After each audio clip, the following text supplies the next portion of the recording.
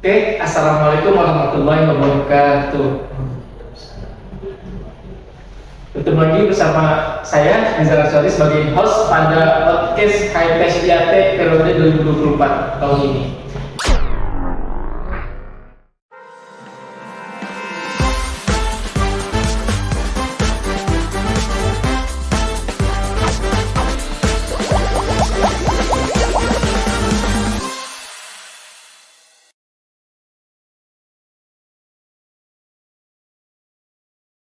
Di sini kita akan melakukan podcast dengan tema kekayaan manuskrip di tanah air. Podcast ini sebagai tindak lanjut terhadap diskusi kita kemarin terkait manuskrip, yang dimana manuskrip ini sangat penting untuk dipelajari ya, khususnya untuk mahasiswa IAT UIN Raden Mas Said Surakarta. Di sini kita sudah bersama dengan tamu undangan kita yang sangat hebat, sangat banyak banget lah, pokoknya punya banyak sekali sudah prestasi, yaitu dari Demonstrator HIPS IAT tahun 2023 bersama Mas Sukmadi. Gimana Mas, kabarnya sehat? Alhamdulillah, baik, sehat. Perkembangannya gimana terkait skripsinya? Alhamdulillah baru selesai. Semoga, berarti tinggal di museum ya? Alhamdulillah, benar kira-kira masih museum? Ya, bulan November lah. Bulan November ya. Semoga dilancarkan sama bulan November. Amin. Oke, di sini kita langsung aja Mas ya, podcast tentang masalah manuskrip. Kan kita kan sebenarnya udah tahu semua nih terkait IAT di kampus kita sendiri itu bahwasanya kita lebih memiliki fokuskan terhadap manuskrip di Nusantara. Apalagi kita ini di daerah Kota Solo banyak sekali gudang manuskrip dan naskah klasik kan ya. Apalagi kita juga mempunyai salah satu dosen yang paling ahli tentang masalah manuskrip, yaitu Pak Prof. Iswan Gusmian. Itu beliau sangat ahli banget dalam bidang manuskrip. Rugi dong misalnya kita sebagai mahasiswa IAT di Mas Said Surakarta Asik juga bisa paham tentang manuskrip yang ada tentang IAT ini, apalagi masuk tentang Al-Quran yang ada di Indonesia. Betul. Nah, di sini saya pengen bertanya, seberapa penting sih manuskrip sampai kita harus mempelajarinya tentang masalah ilmu manuskrip itu? Kalau ditanya seberapa penting, ini menjadi catatan justru. Karena sejak dulu manuskrip ini ya menyimpan hal yang sangat berharga. Jadi sampai hari ini justru menjadi aset yang harus kita rawat. Jadi penting banget sebetulnya. Penting banget manuskrip itu. Karena kenapa? Karena ulama kita, ulama Nusantara khususnya sudah berjasa begitu besar terhadap peradaban keilmuan bangsa ini. Nah, dari mana kita tahu itu? Ya dari manuskrip itu. Karena manuskrip itu catatan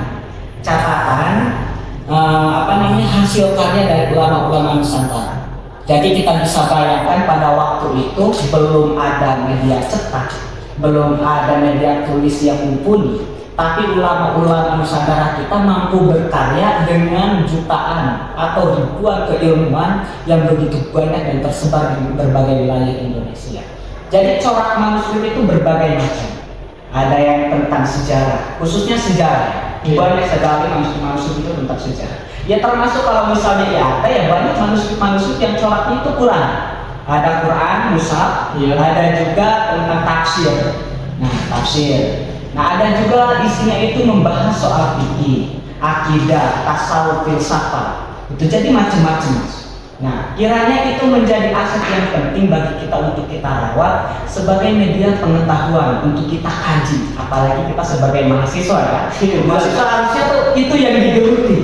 Karena sumber-sumber tradisi masa lalu itu bukan hanya menyimpan nilai historis, tapi sampai kapanpun itu tidak akan tenggelam di masa di sana. Kalau kita mau mengkajinya, karena ilmunya itu selalu timbul dan selalu sesuai dengan peradaban masa kini.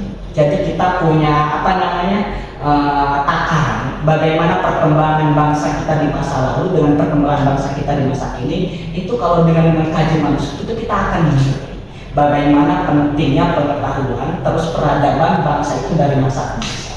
Gitu sih. Oh, berarti itu manuskrip itu kayak menggambarkan masa zaman lalu ya? Iya. Ya, perkembangan zaman lalu kita tuh sebenarnya kita masa besar, kita nggak mungkin kita punya keilmuan hal yang sebesar itu dari manuskrip itu kan. Apalagi dari kata-kata Bung Karno tuh jas merah ya? Iya. Sekali-kali lupakan sejarah. Yes. Terus kadang aku suka dengar gini Mas, tentang masalah apa sih mempelajari manuskrip masih banyak kok ilmu-ilmu yang bergengsi lainnya kayak ilmu ekonomi, ilmu-ilmu kayak sains lah, ilmu tentang masa manajemen dan dimana tuh ranah keilmuannya secara jangka masa depannya lebih cerah gitu, masa depannya lebih cerah. Kayak manusia kayak ada yang bilang itu kayak udah gak relevan di zaman sekarang, kayak ibaratnya tuh dongeng-dongeng rahasia gitu apa yang dipelajari juga. Terus juga kalau misalkan manuskrip tentang Al-Quran itu kan cetakan lawas bisa dibaca kan. Sekarang kan udah banyak Al-Quran cetakan terbaru yang lebih mudah, apa yang dikajian lagi kan, jadi kan mulai tersingkirkan gitu ya. Gitu gimana mas tentang masa pandemi mas? Nah, sebetulnya itu sendiri menjadi tantangan kita sebetulnya hari ini, karena kita juga nggak bisa menutup mata dengan adanya perkembangan teknologi itu akan menggeser tradisi keilmuan tradisional. Nah, keilmuan yang dihadirkan sekarang berbaunya modernisme. Iya. Dan bahkan sumber-sumber yang ada itu ya kita lebih senang mengupdate atau memblow up atau mengambil itu ya dari ponsel, dari internet, dari medsos. Jadi sesuatu yang mudah. Nah, sedangkan hari ini kita dilupakan dengan aset sejarah tadi. Aset sejarah tadi. Iya, kita dilupakan. Padahal itu semua penting bagi kita untuk meresepsi nilai-nilai keislaman, khususnya pengetahuan keislaman kalau kita sebagai anak ya, nilai-nilai Quran, nilai-nilai tafsir. Dan kita kalau misalnya ingin mempelajari sejarah, itu bisa kita mengangkat sejarah-sejarah lokal itu dari kajian-kajian manuskrip. Karena biasanya kadang-kadang kita selalu dihadapkan dengan sejarah yang pada umumnya kita sudah ketahui dan itu selalu diulang-ulang. Sejarah misalnya apa, penjajahan Indonesia oleh Belanda, oleh Portugis, oleh Jepang. Nah, tapi kita itu nggak pernah peka akan sejarah wilayah. Misalnya di sini di Surakarta, itu kan benar-benar kota sejarah. Nah, makanya banyak manuskrip. Padahal di situ kalau kita ungkap dengan mengkaji manuskrip, banyak sejarah-sejarah yang belum kita ketahui. Nah, karena manuskrip itu juga salah satu ungkapan representasi dari hasil sejarah masa lalu yang belum kita jangkau, yang belum banyak dijamah oleh seseorang. Nah, selain itu juga kita bisa mengenalkan para tokoh-tokoh lokal kita yang ternyata setelah kita teliti dari berbagai manuskrip, banyak loh tokoh-tokoh kita di Nusantara yang ternyata punya pemikiran yang luar biasa, punya kecerdasan, berjasa besar dalam transmisi keislaman di wilayahnya. Ya, dengan hadirnya ajaran-ajaran itu, termasuk Raden Mas Said juga kan, salah satu tokoh yang diambil kemudian jadi nama UIN kita, Raden Mas Said. Beliau juga kan seorang tokoh muslim yang taat. Bahkan beliau itu punya tulisan Quran itu sekitar ada 6 salinan yang tersimpan di Museum Rekso Mangkunegoro. Itu dulu raja-raja itu pinter-pinter ya? Iya, bahkan raja-raja pun menulis. Iya. Nah, itu loh yang dulu kita angkat, dan itu hanya diketahui ketika kita mulai mendekati sesuatu kajian literatur tradisional, yaitu manuskrip. Justru itu yang harus kita follow up sekarang. Kita berikan siar-siar kita tentang manuskrip. Ajaran masa lalu itu benar-benar luar biasa dalam peradaban bangsa ini. Makanya kita jangan sampai lengah dengan soal itu. Begitu sih. Oh iya, kayak gitu ya. Berarti raja-raja zaman dulu tuh dia sering banget nulis ya? Iya. Salah raja itu Buwono, gitu kan. Itu juga penulis, banyak serat-seratnya. Sekarang raja-raja nulis apa? Kita sebagai rakyat biasa mau bagus ya? Itu pakai kayak modern zaman nggak sih? Ya, akhirnya kan akhirnya kita selalu berpikir bahwa kita itu bangsa yang tidak mempunyai sejarah. Padahal kita itu bangsa yang kaya akan sejarah. Bahkan setiap wilayah daerah di Indonesia memiliki sejarah masing-masing. Nah, harusnya itu yang harus kita kembangkan, yang harus kita follow up sekarang untuk mengetahui bagaimana sih identitas bangsa kita yang sebenarnya. Dari segi transmisi keislaman, keilmuan, pengetahuan, semuanya hadir. Bahkan bangsa kita itu dulu menjadi primadona. Iya, termasuk makanya kenapa orang-orang luar itu senang banget mengkaji bangsa kita, karena keilmuannya luar biasa. Makanya nggak heran Sunan Kudus itu kan salah satu tokoh yang paling populer, dan beliau juga mempelajari manuskrip. Jadi sebagian besar manuskrip di negara kita itu juga diambil oleh Sunan Kudus, dipelajari gitu. Di bawah Belanda. Iya, di bawah Belanda. Makanya kita punya ribuan, bahkan jutaan manuskrip, nggak ada yang mau mengkaji. Makanya sebetulnya kita darurat ketika kita paham bagaimana pentingnya manuskrip itu akan senang dan kita akan mempunyai banyak pengetahuan soal apa yang ada di dalam manuskrip itu. Berarti PR banget nih ya, kita sebagai anak muda nih, sebagai penerus bangsa ya, harus bisa memahami jadi diri bangsa kita sendiri ya. Dulu kita benar-benar bangsa yang besar kan, banyak banget manuskrip pembelajaran sejarah di mana keilmuan bangsa kita tuh benar melampaui di atas Eropa mungkin ya, bisa jadi ya. Cuma karena kita nggak peka terhadap bangsa kita sendiri, terhadap manuskrip yang sudah ada zaman dahulu hingga kita pelajari. Nah itu sebagai PR buat kita kan ya. Nah kan untuk masalah itu ya Mas, solusinya gimana sih Mas buat kita nih sebagai para generasi bangsa, anak-anak muda, generasi Z nih, khususnya mahasiswa, apalagi Mas IAT dia nanti masa Surakarta nih, yang dimana pasti nanti ada pelajaran Pegon Jawa tuh, pelajaran manuskrip bahasa Jawa mungkin ada nanti ya. Itu gimana caranya solusinya biar kita lebih cinta lagi terhadap manuskrip naskah-naskah kuno, apalagi manuskrip tentang Al-Quran yang ada di Indonesia ini Mas.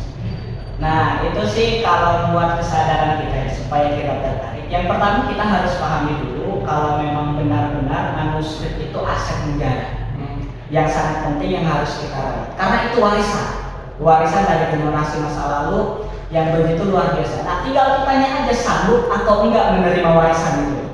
Iya. Atau kita sanggup menerima warisan itu, artinya kita harus benar-benar menerima dan mengkaji. Kalau dari warisan dari orang tua kayaknya banget ya.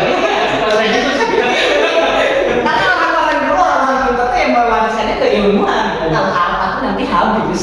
Kalau keilmuan tuh nggak bakal habis. Nah yang kedua kan alhamdulillah ya meskipun masih terbilang sedikit orang-orang yang minat dalam kajian manuskrip, tapi setidaknya sudah ada beberapa tokoh yang juga memperhatikan perkembangan ini dan akhirnya untuk mendigitalisasi. Nah termasuk Prof. Islah juga aktif beliau. Nah akhirnya manuskrip yang mungkin ya dulu belum terfollow up secara luas, akhirnya sekarang udah mulai ada digitalisasi. Jadi kayak kalau di websitenya Kemenag itu nanti ada katalog, atau setiap museum itu ada katalog tentang manuskrip itu supaya teman-teman itu bisa mengakses secara luas. Jadi justru sekarang itu lebih enak lagi kita kalau pengen lihat manuskrip kuno, manuskrip masa lalu itu nggak perlu datang ke museum, iya, atau nggak perlu datang langsung ke tempatnya di mana manuskrip itu berada. Ya kita tinggal cek aja katalognya, nanti tinggal kita buka manuskrip apa yang pengen kita baca. Apalagi kan beberapa manuskrip juga sudah diterjemahkan. Yang tadinya misalnya aksara Jawa sudah diterjemahkan ke dalam bahasa Jawa biasa. Karena kalau kita tetap pakai aksara Jawa kadang-kadang nggak ngerti. Iya. Ya sama sih aku juga nggak ngerti kalau masih ditulis pakai aksara Jawa. Aksara Jawa ya? Iya. Sama juga. Ya pokoknya sekarang sudah mulai dipermudah. Hal itu ya itu tadi tujuannya untuk yang pertama biar dia bisa diakses secara luas, teman-teman bisa melihat kalau misalnya manuskrip kita itu benar-benar bervariasi dan banyak sekali corak dan bentuknya. Nah, dari segi bahasa juga bermacam-macam.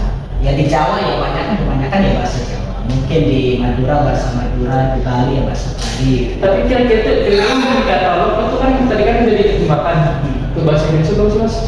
Kalau biasanya manuskrip itu jarang sekali ya kalau diterjemahkan ke dalam bahasa Indonesia. Nah gitu. Bukan berarti nggak ada, tetapi manuskrip itu kebanyakan masih representasi itu bahasa aslinya.